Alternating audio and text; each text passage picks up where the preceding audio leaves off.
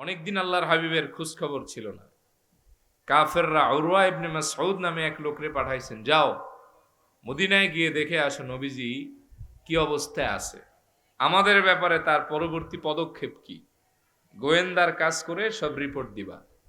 কিন্তু উরওয়া ইবনে মাসউদ কয়েকদিন থেকে রাসূলুল্লাহর মায়ায় পড়ে গেছেন। সুবহানাল্লাহ। পড়া আয়েশা যা তথ্য দিছেন সব মুসলমানদের পক্ষে গেছে। সুবহানাল্লাহ কইতে মন চায় না?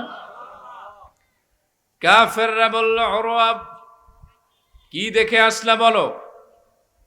উরওয়া বলে, আল্লাহর হাবিবের দরবার ছাড়া আগে আমি কত দরবারে গেলাম, কত রাজার বাড়ি গেলাম, নবীজির দরবারে যেই বিচিত্র দৃশ্য দেখেছি, আল্লাহর কসম এমন দৃশ্য আর আমি পৃথিবীর কোথাও দেখি না।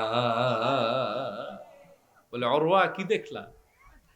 বলে, আমি দেখলাম যখন আল্লাহর হাবিব থুতু মোবারক ফেলবেন, ফেলার আগে সাহাবায়ে কেরাম দুইটা হাত পেতে দেন, ভিখারির মতো কারাকারি লেগে যায়। এই সাহাবী বলেন, ওগো আল্লাহর হাবিব, আপনি আমার একটু থুতু মোবারক দেন। ওই সাহাবী বলেন, হুজুর আপনি আমার একটু দেন। কারাকারি লেগে যায়। যেই আল্লাহর হাবিবের নূরময় থুতু মোবারক কারো হাতের ভেতরে পড়ে, সাহাবী সামান্য থুতু মোবারককে বরকত হিসেবে নিয়ে চেহারা আর দেহের ভেতরে মাখতে মাখতে হাসতে হাসতে তার বাড়িতে চলে যায়। এই হাসির অর্থ হলো, গুনাহের কারণে আমার দেহটা জাহান্নামে যেতে পারতো, আমি আশা রাখি যে চেহারা এবং দেহের ভেতরে আমার রাসূলুল্লাহর থুতু মোবারক লেগেছে, জাহান্নামের আগুন এই দেহ আর চেহারার জন্য হারাম হয়ে যাবে। বলে, আর কি দেখলাম? বলে, দেখলাম ওয়াইদা তাওয়াদ্দান নবী সাল্লাল্লাহু আলাইহি ওয়াসাল্লাম কাদু ইয়াকতাতিলুনা আলা ওয়াদুহি। আমি দেখলাম আল্লাহর হাবিব যখন ওযু করেন, ওযুর অবশিষ্ট পানি আনার জন্য সাহাবায়ে কেরাম হুমড়ি খেয়ে পড়ে। কে কার আগে আনতে পারে? ওযুর পানি দিয়ে কি করে? বলে, ফাজআলান নাসু ইয়াখুযুনা মিন ফাদলি ওয়াদুহি ফায়াতামাসসাহুনা বিহি। আল্লাহর হাবিবের সামান্য ওযুর পানি সাহাবীরা পেলে চেহারায় মাখেন, দেহের ভেতরে মাখেন বরকত হিসাবে। বলে, আর কি দেখলা? বলে, দেখলাম একজন সাহাবীকে নবীজি বলেন এই কাজটা করো, সাহাবায়ে কেরাম সবাই ঝাঁপায় পড়েন, কে কার আগে রহমতের নবীর কাজটা করে দিতে পারে। সুবহানাল্লাহ। এই হাদিসে তো দেখলেন থুথু মোবারক চেহারায় মাখে, অন্য হাদিসে দেখবেন ওযুর পানি এটা পান করে। আরে ওযুর পানি তো দূর কি বাত হ্যায়, নবীজির পেশাব মোবারক নবীজির সাহাবী পান করেছে, ঠিক কিনা বলেন? রক্ত মোবারক পান করেছেন দুইজন বিশিষ্ট সাহাবী। সহিহ রিওয়ায়াতের বর্ণনা, একজনের নাম আব্দুল্লাহ ইবনে জুবায়ের রাদিয়াল্লাহু তাআলা আনহু, আর একজনের নাম মালিক ইবনে সিনান। আল্লাহর হাবিব হিজামা করিয়েছিলেন, কাপিং থ্রাবি, সিঙ্গা লাগায়, যে দেখছেন না, এই সিঙ্গা লাগাইছে আল্লাহর হাবিব একবার।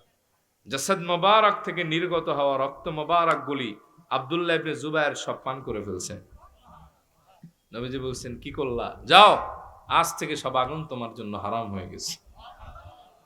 মালিক ইবনে সিনান রাদিয়াল্লাহু আনহু নাম শুনছেন?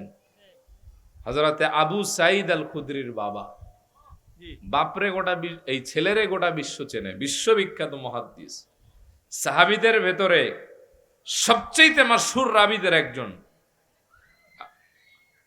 হযরতে আবু সাঈদ আল খুদরি রাদিয়াল্লাহু তাআলা আনহু। শুনতেছেন আপনারা ভাই? অসুবিধা হচ্ছে? উহুদ যুদ্ধের সময় মালিক ইবনে সিনান আর তার ছেলে আবু সাঈদ আল খুদরি 13 বছর বয়স, তখন নবীজির কাছে আসছেন বাপ বেটা যুদ্ধের প্রস্তুতি নিয়ে। নবীজি বলছেন, বাবারে অনুমতি দিলাম, ছেলের অনুমতি নাই। বলে, ইয়া রাসূলুল্লাহ, দুইজনারই অনুমতি ভিক্ষা চাই। নবীজি বললেন, ছেলের বয়স কম, মাত্র 13 বছর। কয় বছর? দেখেন কেমন আশেক বাপ। বলে, ইয়া রাসূলুল্লাহ, যদি বেয়াদবি না নেন আমি একটু কথা বলতে চাই। আমার ছেলে 13 বছর বয়স, কিন্তু আমি তো তার বাপ। আমার ছেলে যেহেতু আমার নিজের সন্তান, আমি এর ব্যাপারে ভালো জানি। 13 বছরের হলেও এর শরীরের হাড্ডিগুলি শক্ত, কাফেরদের সাথে একাই 100। সুবহানাল্লাহ। নবীজি বললেন, বয়স কম, অনুমতি নাই, বাবা যাও। মালিক ইবনে সিনান চলে আসলেন উহুদের ময়দানে। আল্লাহর হাবিব চূড়ান্ত আঘাতপ্রাপ্ত হলেন, দান দান মোবারক শহীদ হলো, মাথা মোবারক ফেটে রক্ত মোবারক ফিনকি দিয়ে পড়তে লাগলো।